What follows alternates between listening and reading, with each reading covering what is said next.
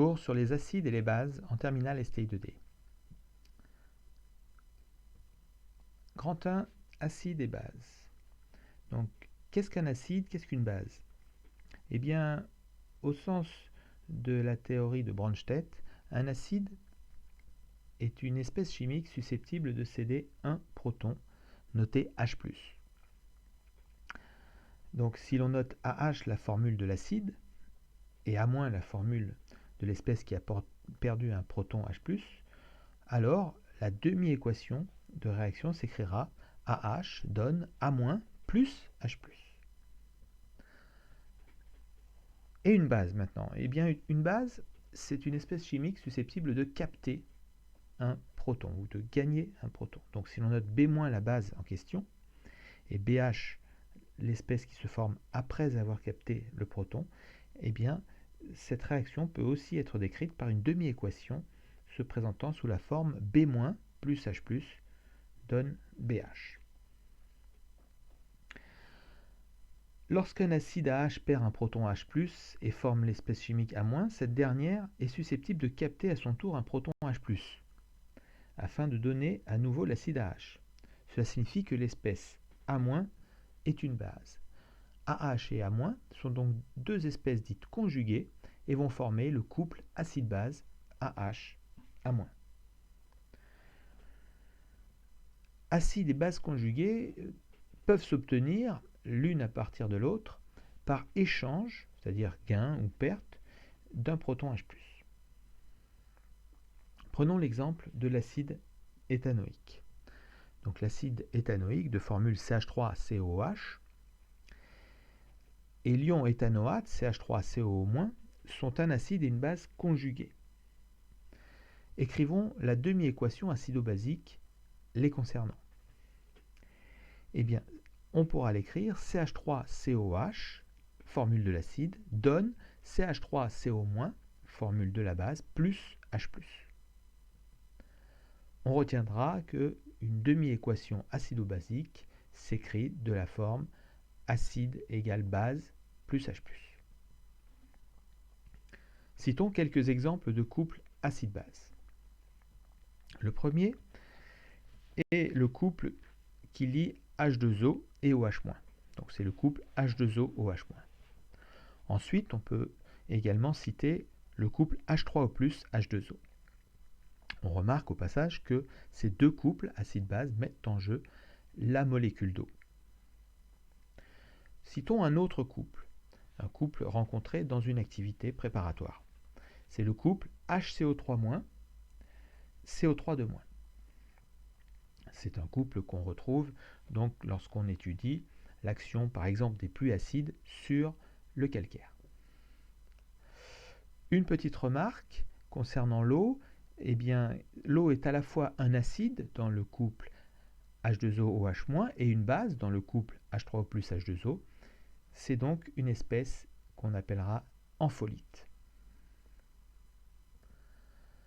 Grand 2, réaction acide-base. Donc une réaction acide-base fait intervenir deux couples acido-basiques et correspond à l'échange d'un proton entre un acide d'un couple et la base de l'autre couple. Prenons l'exemple tout à fait général avec l'acide AH du couple AH-A- qui va réagir avec la base B- du couple BH-B-. Les deux demi-équations acido-basiques peuvent s'écrire AH donne A- plus H+, d'une part, et B- plus H+, donne BH d'autre part. Eh bien, l'équation de la réaction s'obtiendra en ajoutant membre à membre ces deux demi-équations et en simplifiant, si vous voulez, par H+, et on trouvera donc AH plus B- donne A- plus BH. On peut retenir la méthode tout à fait générale pour écrire une réaction acido-basique. Tout d'abord, on identifiera les deux couples acide-base en présence. Ensuite, on écrira pour chacun de ces couples la demi-équation acido-basique. Et enfin, on combinera ces deux demi-équations pour écrire l'équation bilan de la réaction acide-base. Voyons ça tout de suite sur un exemple. Donc, étudions la réaction de l'acide éthanoïque sur des ions hydroxydes. Donc, tout d'abord, quels sont les couples en jeu? Eh bien, d'une part, il s'agit du couple CH3COH, CH3CO-, acide éthanoïque, ion éthanoate, et d'autre part, du couple H2O-OH-.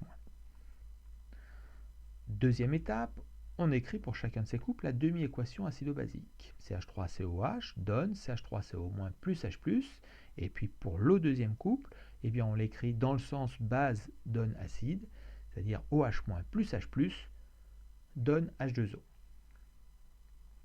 Enfin, on associe ces deux demi-équations en ajoutant membre à membre. CH3COH plus OH- donne CH3CO- plus H2O.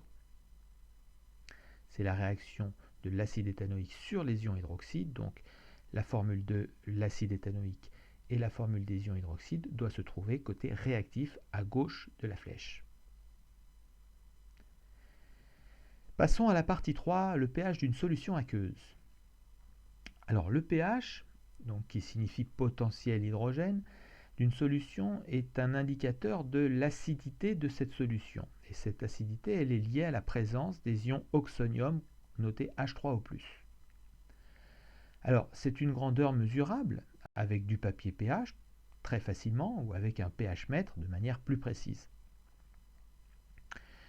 Ce pH est défini à partir de la concentration molaire en ion oxonium, on va la noter H3O+ entre crochets, et on calculera ce pH à l'aide de la formule pH égale moins log, logarithme décimal de la concentration H3O+. Donc H3O+, c'est une concentration en mol par litre, et le pH est sans unité, compris entre 0 et 14. Une petite remarque, c'est connaissant le pH, on pourra en déduire la concentration en ion H3O+, en utilisant la fonction réciproque du logarithme décimal, c'est la fonction 10 puissance x, et donc on peut écrire que la concentration en ion H3+ égale 10 puissance moins pH. Donc si on trace deux axes, l'un gradué en fonction de la concentration et l'autre en fonction du pH, eh bien d'abord on peut remarquer que on dit qu'une solution est acide lorsque son pH est compris entre 0 et 7, ce qui correspond donc à une concentration en ion H3O+, comprise entre 10 puissance moins 7 mol par litre et 1 mol par litre. Et une solution de pH exactement égal à 7 est dite neutre.